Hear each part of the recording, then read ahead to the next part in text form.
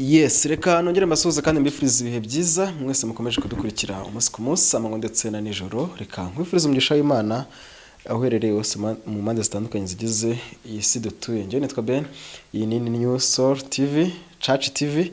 Unyemerere nkwibutse gukora subscribe aho hasi kugira ngo tujye turushaho kubana umunsi ku munsi. Tugiye kumva ijambo ry'Imana.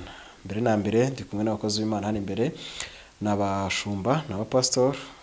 Kempere kuri iburyo ibumoso bwanjye hano tumwakire atwibwira amazina kugira ngo tuze kubana twese tuziranye tuhite tunakomerezaho. Shalom shalom.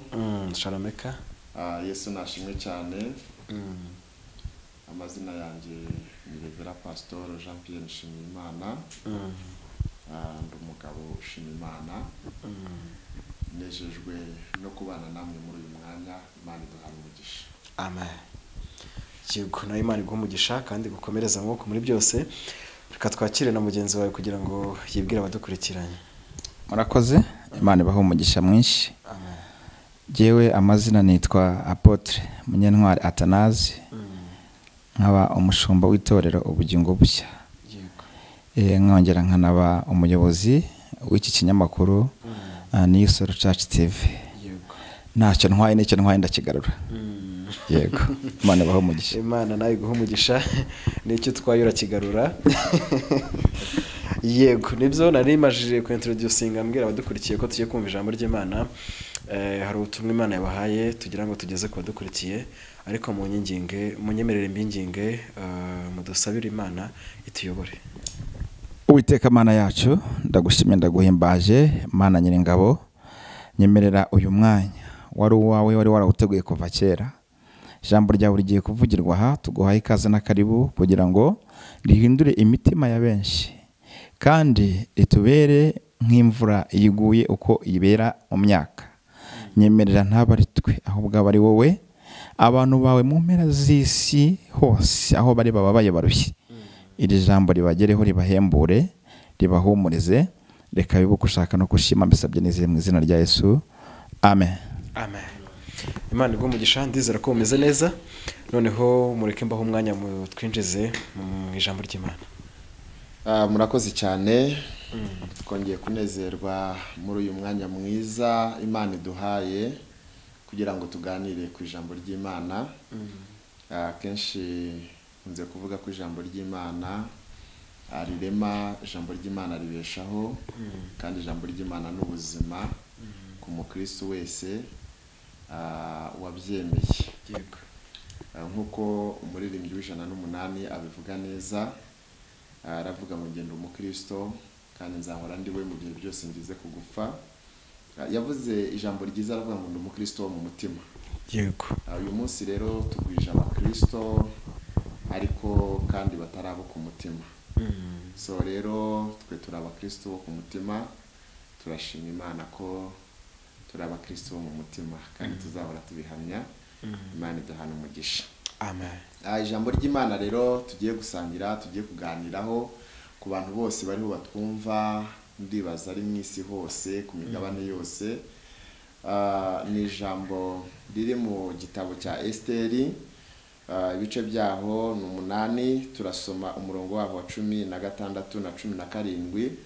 Ni ijambo twahaye temu cyangwa se intego ivuga ngo ibintu byose bigira iherezo. Yego. Ikintu cyose kigira iherezo.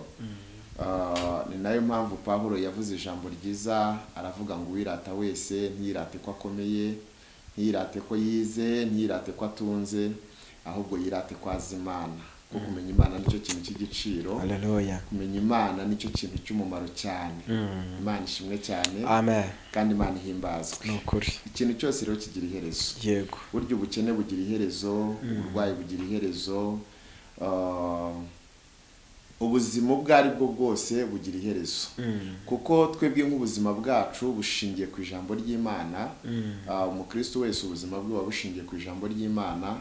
Iyo urebye usanga hari ibintu byinshi Imana yagiye ikora, kandi ikabikora benshi cyangwa se ba nyir'ubwite binariho batari biteze ko ibyo bintu bishoboka, ariko akabona iherezo ry'ikintu rirageze, nawe akanezerwa agashima Imana.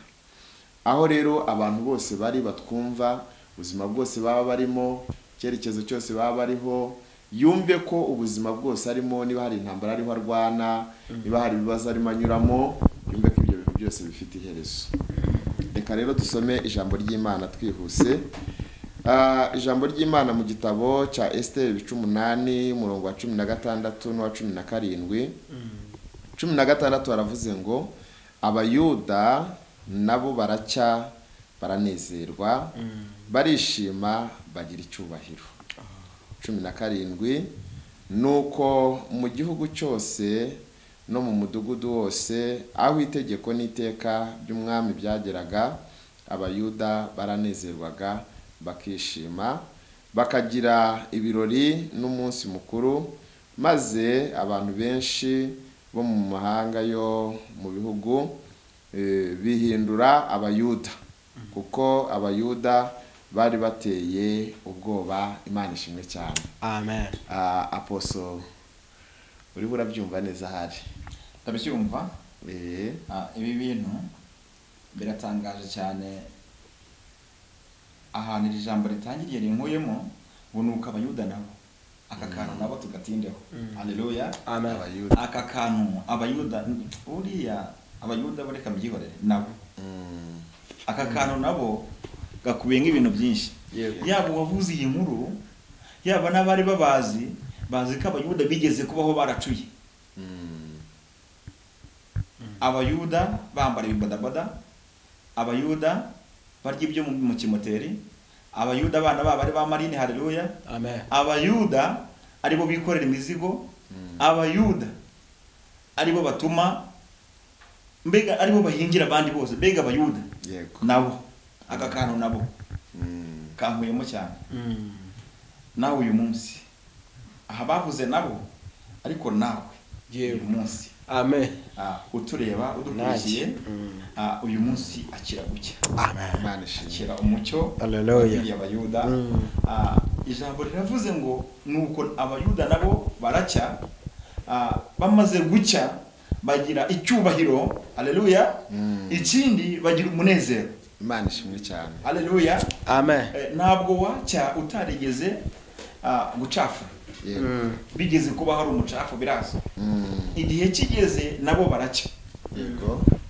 Bikubiye muri ya nsanganyamatsiko twavuze cyangwa intego ivuga ngo uyu munsi nawe igihe urimo uko cyaba kimeze kose, Imana ishyire iherezo. uko igihe cyaba kimeze kose, amateka yahinduka, iherezo ryajyaho bikamenyekana, hanyuma nawe bikazasoza abantu bose bifuza kuba nkawe. Imana ishimwe. Sinzi niba wumva iki kintu cyane ukacyumva ukagikurura, ugakurura aho twavuye twambara igipira cyonyine, tukambara tukaba nta nkweto tugira, tukaba turi aho ngaho, abaturanyi bajya kurya bagakinga ngo utinjirayo. Haleluya. Ariko ubu nawe warakeye. Imana ishimwe cyane. Yego. Aposo Atanazi, hari ikintu kinejeje cyane umwuka ariho agenda anyongorera kuri iri jambo rivuze ngo abayuda nabo baracya baranezerwa barishima bagira icyubahiro. Uzi ko iyo umuntu ashonje adacya? Niyo umuntu ashonje ntiyishima. Uzi ko iyo umuntu ari umushomeri adacya? Niyacya nubwo wamuzanira amavuta meza ati ariko atariye ntiyamufata. Iyo umuntu imiryango yamuciye adacya, wacute se? Noneho kudacya k'umuntu kenshi biva ku mubabaro uwo muntu arimo anyuramo. Noneho baravuga ngo abayuda baracya. Mu yandi magambo Imana yari ishyizeho iherezo ry'umubabaro bari barimo kumubabaro wabo. Imana ishyireho iherezo. Haleluya. Haleluya. Imana ishyireho iherezo ry'umubabaro w'abantu bariho batwumva. Birashoboka ko muri Aziya, muri Afurika, muri Amerika, Canada, mu Bwongereza, muri Suwisi n'ahandi Buraya hose bariho badukurikira kuri iki kiganiro. Ariko twavuga ngo inzira zose barimo bacamo, ubuzima bwose barimo banyuramo, birashoboka ko batari bakeye, birashoboka ko bari bababaye. Buri ushobora gushaka ntubyare ukajya uhora wijimye mu maso, ukajya uhora ufite umubabaro udakeye, ntabwo wacya. Burya ushobora no kwambara neza, ukambara imyambaro myiza ariko udakeye, ariko ntuki. Kubera iki? Hari ikintu gituma udacya, hari ikintu kiri ku mutima, gitsitse ku mutima ariko kirimo gutuma udacya. Hallelujah. buriya ntabwo Hana yari gukaraba ngo ake atarabona Samweli. Mbega tuvuge ko ni nacyo cyatumaga ahorana umubabaro igihe cyose, kuko Penina yari akiri mu bitugu bye. Yari agifite izindi mbaraga, yahoraga amupushinga. Ariko hari aho yageze ahagaze ku gatuti cyangwa se mu iteraniro ku ruhimbi, ariho ashima Imana, avuga ngo nta wera nk'Uwiteka. muri kiriya gice cya mbere cya Samweli wa mbere aravuga ngo nta yindi Mana ihangwe nawe. Hallelujah. Imana ishimwe cyane. Rero ndagira ngo dutangarize abantu bariho batwumva, batureba, bumva kino kiganiro. Umucyo utarageraho. Hari abantu Imana itangazaho umucyo bagaca, hari abantu Imana yamara umubabaro ugashira. Kandi tubonye ko impamvu Abayuda batacyaga nuko n'igihugu barimo kitari icyabo. Buriya hari igihe umuntu aba mu buzima butari ubwe, hari igihe umuntu aba mu cyerekezo kitari iki.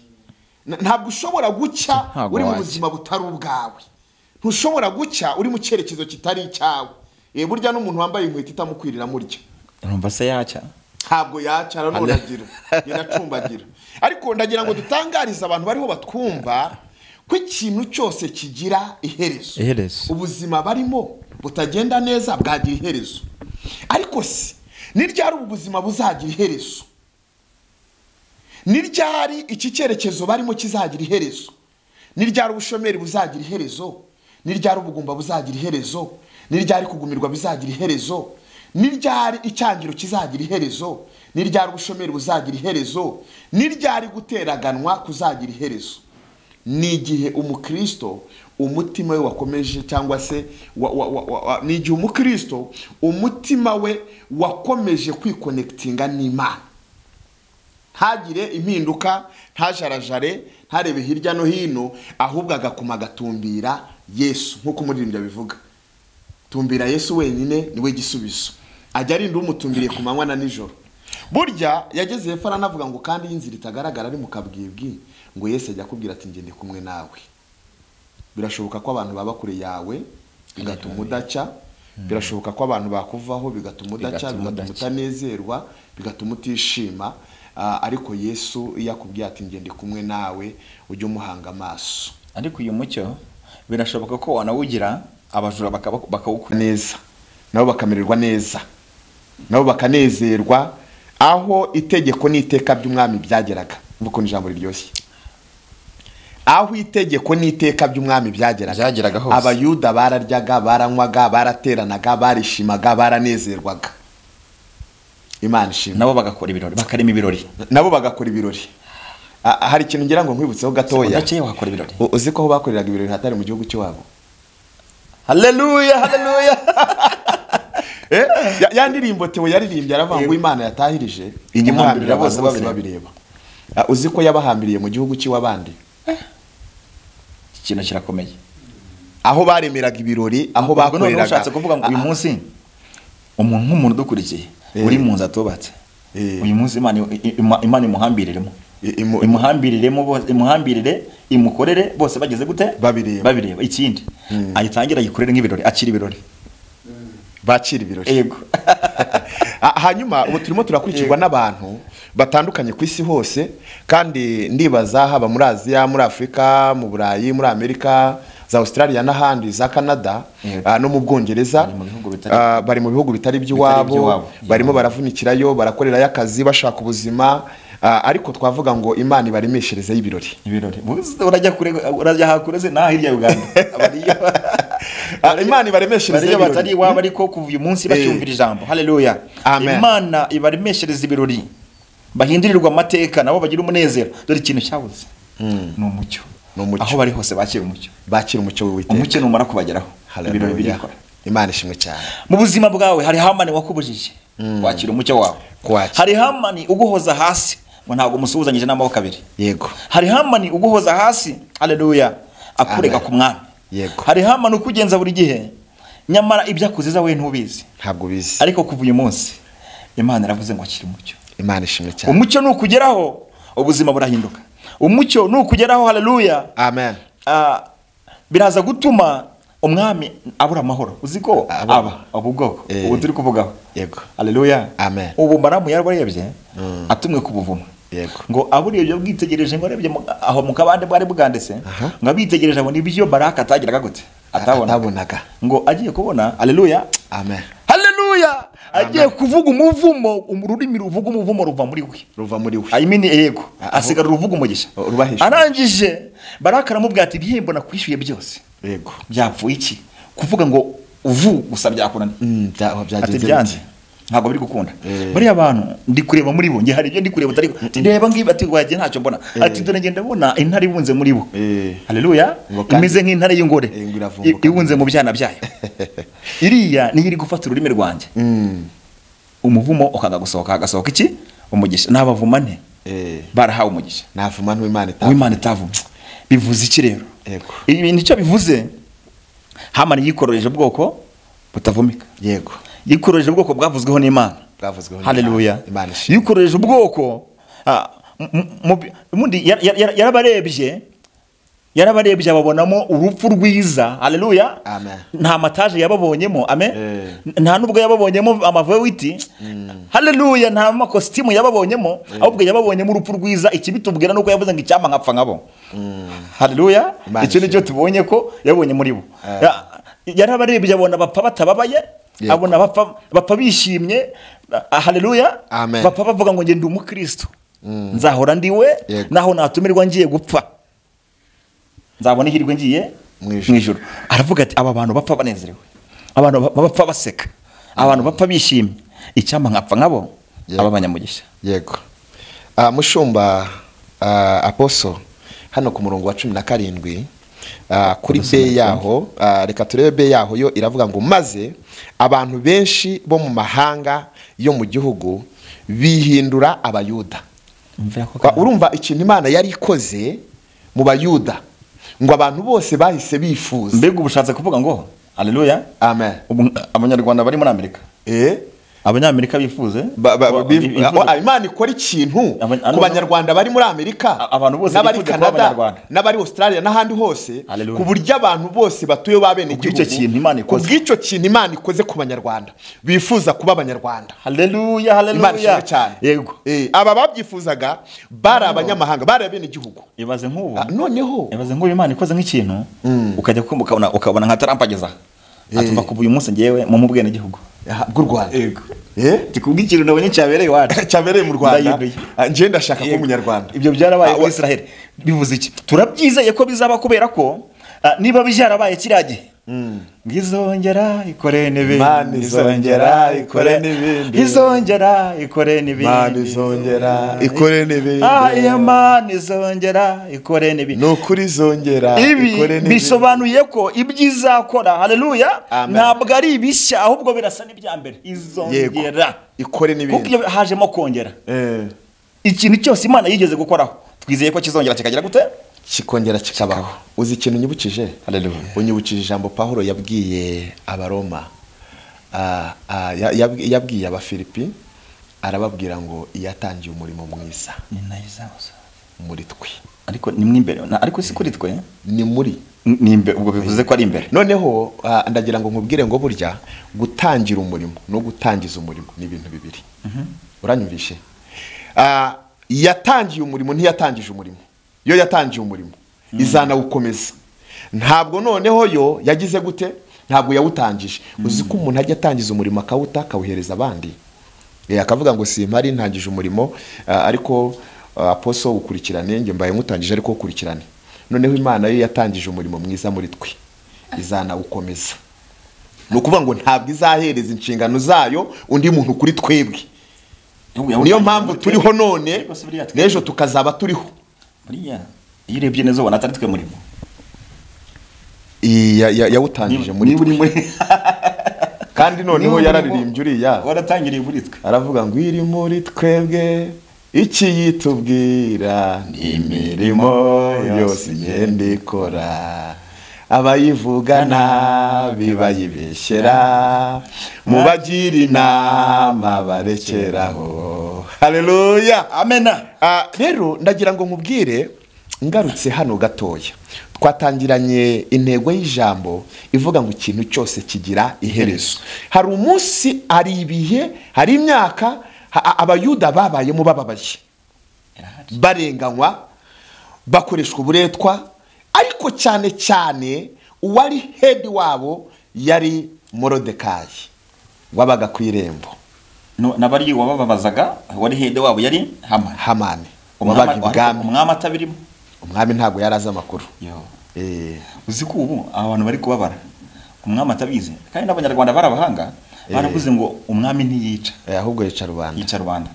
Ubwo nukuvuga ngo Hamani yari rubanda. Hamani yari rubanda. Noneho rero ikintu kinejeje umutima wanjye cyane Apostle, nukuntu bihanganiye muri uyu mubabaro bakaguma bakubaha Imana, kandi herezo rikagera. Hanyuma bakihanganira muri uyu mubabaro agakiza kakaguma muri bo. Bakihanganira muri uyu mubabaro bakaguma kuba abakristo.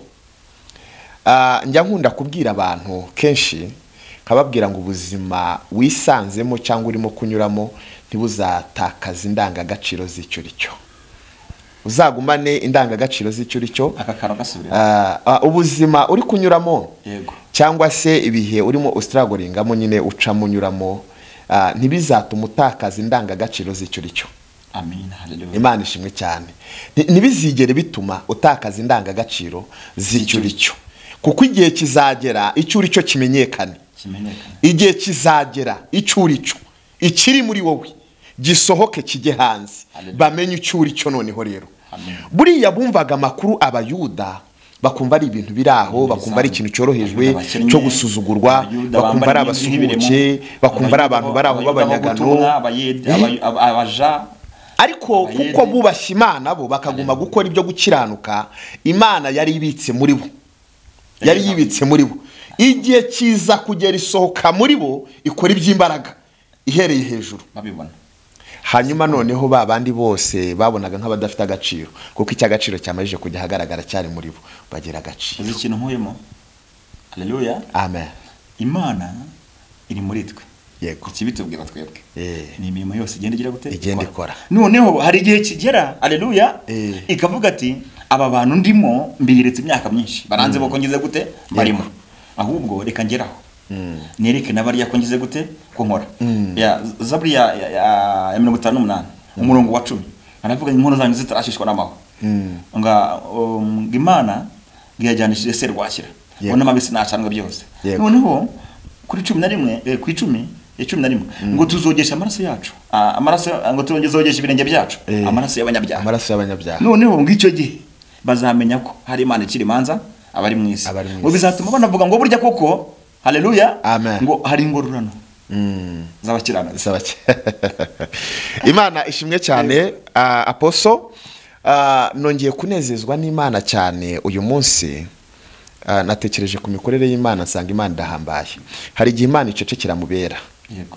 Sinzi niba ko kantu kumvisha. Kandi iri muri twe. Hari igihe Imana icecekera muri twe, ukageragezwa Imana iri muri wowe ikabyihorera.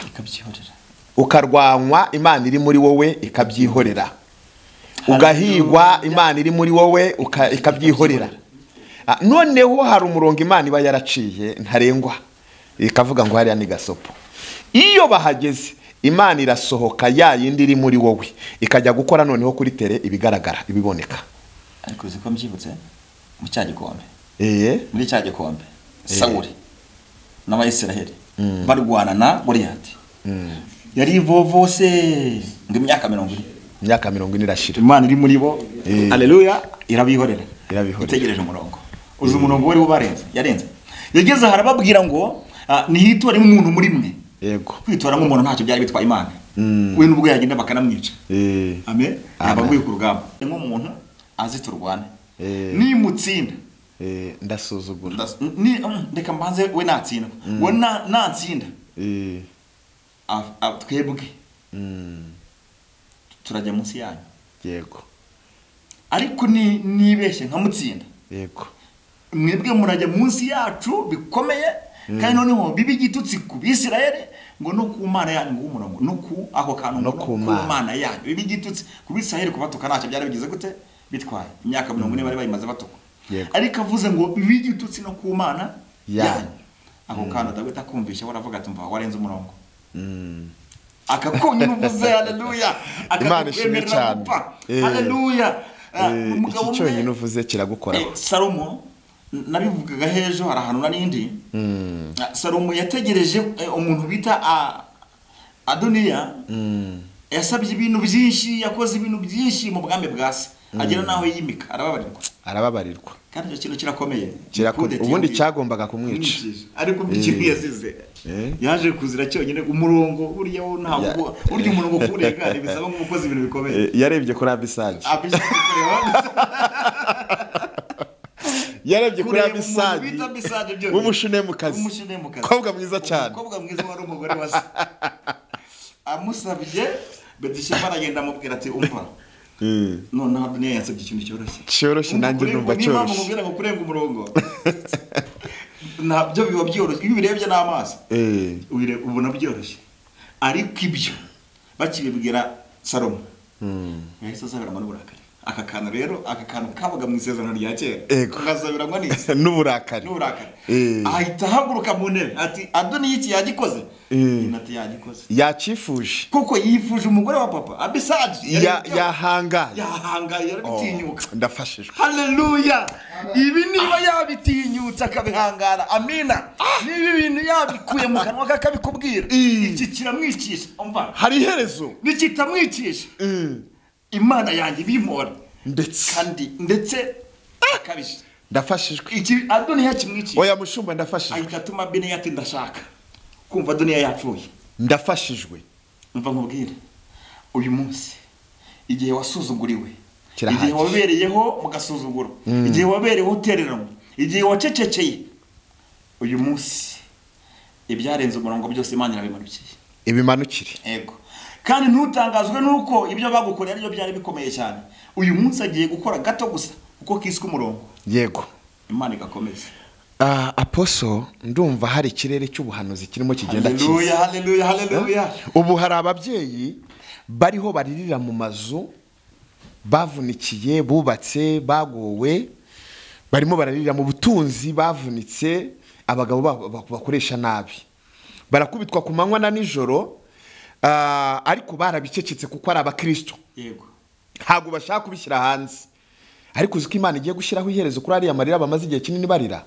ku mubabaro bamaze igihe kinini bababaye uziko abagabo babo Imana ishobora kubafata nk'uko yafashe Sawuli ikabahereza agakiza yego amaraso ya Yesu akabageraho nta nubwo twifuza ko bapfa oya ntabwo ari cyo dukeneye ko bahinduka ntitunifuza ko Sawuli we yamufashe nabi n'ijishira rifatiye rinogoramo ngo rero ibafate neza oya hari cyo bita imbabazi hari cyo bita imbabazi nyuma yasubiyeyo arayibwira ati ko umaze kunkomeza nkaba nca ahantu igicucu cyanjye kigakiza abantu none niba igicucu cyanjye gikiza abantu ubu n'ubwite n'ubushobozi bwangize ijisho ajya ndeka kuzana amashyira imbere y'abantu yaramubwiye ngo hari ubuntu genda ubuntu bwanjye uraguhagije uzi icyo bisobanuye wakabaye warapfuye ubundi ntiwakabaye ukiriho abo wishe ni benshi bari bafitiye umumaro ariko mushumba uko biri kose Imana yari ishatse kumubwira ko ikintu cyose ucyakira kubera igitambo buriya ririya jisho ryabaye igitambo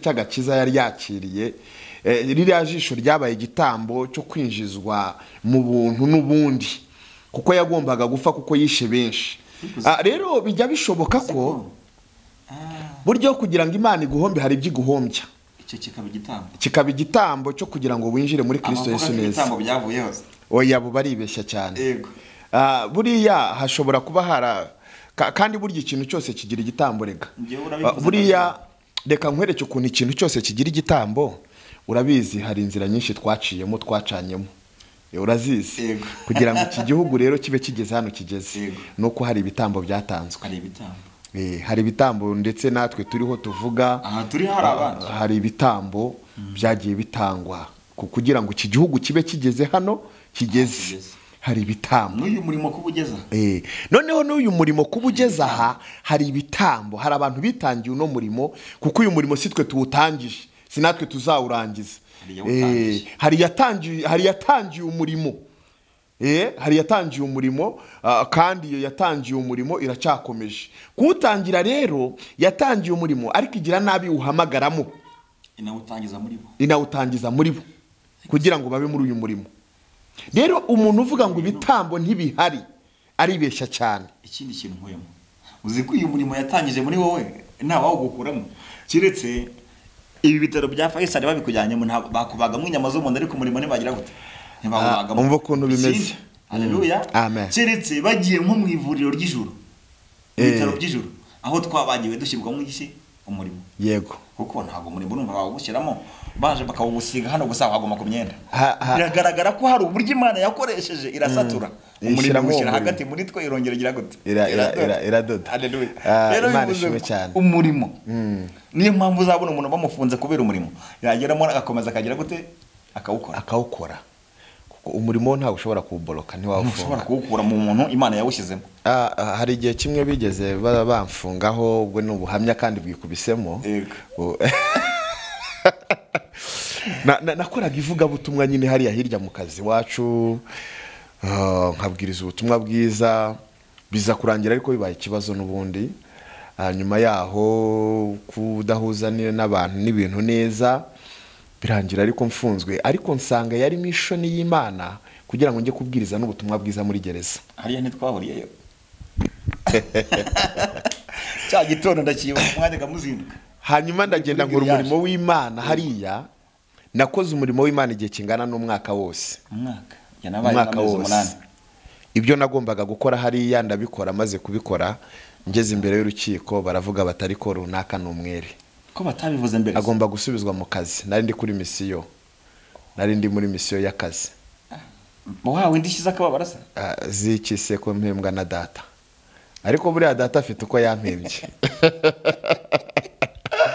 Data afite uko yampembye kuko siriya misiyo wari wagiyeho bundi ntago misiyo n'ubundi iyo umuntu yayigiyeho ahembwa n'uwayimwohereje. Buriya reka nkubwire ukuntu Imana igikora. Yego. Imana ikora bitandukanye n'ibyo abantu bibwira. Uribuka umugabo witwa Eliya asanze Ahabu mu ruzabibu rwa Naboti. Yaramwitegereje aramubwira ati ariko aturishe umenya amaraso none urazunguye uraho urumva uguwe neza. Aramubwira ngo aho imbwa zarigatiye amaraso ya Naboti. Yego. Ni naho zizarigatira ayawe. Uzi ikintu cyabaye? Yego. Haje umwuka w'ikinyoma za kubahanuzi bamuhanurira ko natera ku rugamba azagaruka amahoro. Yego. Nyamara hari uwitwa Mikali yaramubwiye ati nugenda ntuzagaruka. Aravuga ati no ati basi nsize bagufunze ngiye ningaruka nzakwica ati ngaho genda. Nta rushyi yabanje kurya yagenderaho se. Abonye umuntu winjira muri mabuso nta kandi kantu kabanje se ntago bishoboka. Mikali yararuriye rwiza ni gute Imana ica muri wowe kandi noneho rurarushye amakuru mfite nuko ntabwo yarukubiswe n'umwami yarukubiswe n'umuhanuzi n'umukuru w'abahanuzi b'ibinyoma. Ati ni gute giye umwami yizera giye umuyobozi w'abantu ati ngo ni mumushuke bangana gutya 800 na bose umuyobozi wabo nije niyo Mana idaciye muri je iciye muri wowe ite uri umwe nta n'undi muntu yoboye. Ariko wumvishe ko Imana kubera uburyo yashakaga guhorera Naboti ari yohereje umwuka w'ikinyoma kuri Ahabu ku bahanuzi ba Ahabu. Uzi ko mbimenye ko no mu ijuru uwo mwuka uriyo. None soma Yohana igice cya mbere ku murongo waho wa mbere haravuga ngo mbere na mbere hariho jambo uwo yahoranye n'Imana kandi yari Imana. Yego. Mu bintu byose byaremwe nta na kimwe kitaremwe nawe. Hanyuma urambwira ngo gutata bifite byose. Ubwo byose biramwumvira. Ubwo n'inzoka ziramwumvira. Ni Imana ya hafi ikaba ni yakure. Ubwo n'inzoka ziramwumvira kuko niyo waziremye. Nta na kimwe kitamwumvira. None niba avugana n'amazi. Amazi wari wabona muvoma zayo. Agira amaguru agira amatwi agira umunwa agira iki? Ariko ko yumva se. Amatwi y'amazi wamenya haba. Avugana n'amazi akumva, akavugana n'imisozi ikamwumva. Hanyuma tugarutse reka tuvuge ngo Imana nivugane n'ibibazo by'abantu. Ariko arakanyokeje. Tubagira nakabuze. Uziko ibi bintu urabivuze numva ibiremwa byose biramwumvira cyane mu itangiriro. Inzoka ziruma abayisiraheli zikabamara zarabararetse cyane. Mose ajya ku musozi atumva Mana ko bashize ati nta wundi mudogiteri ndi bwohereze uwo wabarumye ni ari we yongera yaje mu bugome mbere ariko noneho naze nka dogiteri. Yego. aramubwira ngo genda ucure inzoka imeze nk'iyo ngiyo yabarumye neza wayibonye mu muringa wayibonye neza wayitegereza inzoka yabarumye iba maze wayibonye te nayibonye genda ucure inzoka imeze nkayo neza utibeshya n'ahantu hamwe numara kuyicura uyimanika ahantu hejuru ariko hirengeye haleluya aho buri muntu wese abaca onye he aho inzoka ihinduka dogiteri paratosta umuntu ariko niho ndafashwa haleluya inzoka iyo yabamaze haleluya iyo yaguteje ibibazo iyo ngiyo ayo munsi hinduke dogiteri uwakuroze aza kuvura ndafashijwe Mose acura inzoka irambika hari hejuru amanika ku giti atibesheho n'akantu nakamwe arababwira tumva ko itegeko rivuga buri wese arebeyo warumwe nayo uzi ko yarumwe nayo narebeye abantu batitwe turareba hasi aho kureba hejuru kuva mu itangiro Imana ivuga ko inzoka ari mbi yari yivumye ni gute tureba ku kivume arababwira tureba yara byahindutse ni gute icyo nise ikizima wowe cyita igipfuye yabibwiye Petero mu byakozwe n'intumwa ajya kwa koloneli haleluya rangije arababwira ngo itegeko ryasohotse inzoka n'ikiri ya nzoka muzi haleluya ubu yabaye dogiteri yego ibyo bintu kubyumva biragoye ariko benshi barapfuye gupfa kubwira umuntu uri kubabara kandi cyamuriye uyongera ari cyarebaho kigire gute kimukize kandi azi ko kuva mu itangiriro inzoka yagize gute yavumwe akabazi ko yanashutse abasogokuruza bacu ikintu cyose Imana ishobora kugikoresha kikaba igisubizo cy'ahantu hari ikibazo ongera usubiramo akakana cyane ikintu cyose Imana ishobora kugikoresha kikaba igisubizo cy'ahantu hari ikibazo yego kubera iki kenshi abanyarwanda bo baca umugani bakavuga ngo burya ngo ikizica umuntu kimubamo ikizamwica kimubamo iyo kigeze n'amagambo yawe uvuga so arakwica yaguhitana ariko yabamaze se ndagira ngo hanyuma reka tugarukiye ku bantu turiho tubwira ubutumwa bwiza yego tubabwire inkuru nziza yo kubahumuriza tubabwire ko igihe kigeze ubuzima bwabo Imana ikabuhindura bigeze ku musozo ngo nabo bishime banezerwe hanyuma kandi nabo bagira icyubahiro bongere bake bumve baguwe neza mbese aho baburiye agaciro Imana igiye kubahera agaciro aho bamburiwe icyubahiro Imana igiye kuhabahera icyubahiro nukuri abantu muri ho mutwumva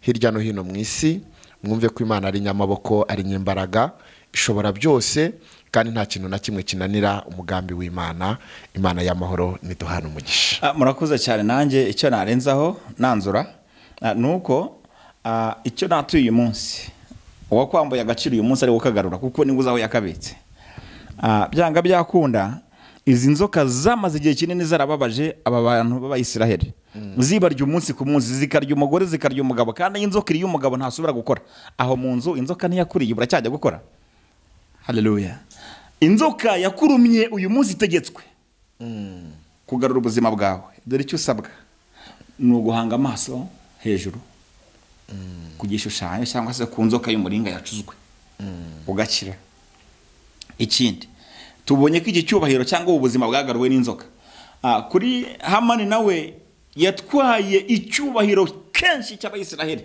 ariko yapfuye akigaruye uyu muhuye amaze kumutambagiza ku igare amaze kumutambagiza biriya bivuga ngo imyaka yose twabanye musuzugura burya wari wo kubaho mwagera komerisi yarati hagararo bivuge hano warahansuzuguriye Imana yakunze nitugera ku irembo haleluya hamwe wongaraguriye mu mukungu ngo singusuhuje hagarara bibwira abatwakoranaga ibibabwire akavuga ati dore umwami yakunze kubaha urivuze gake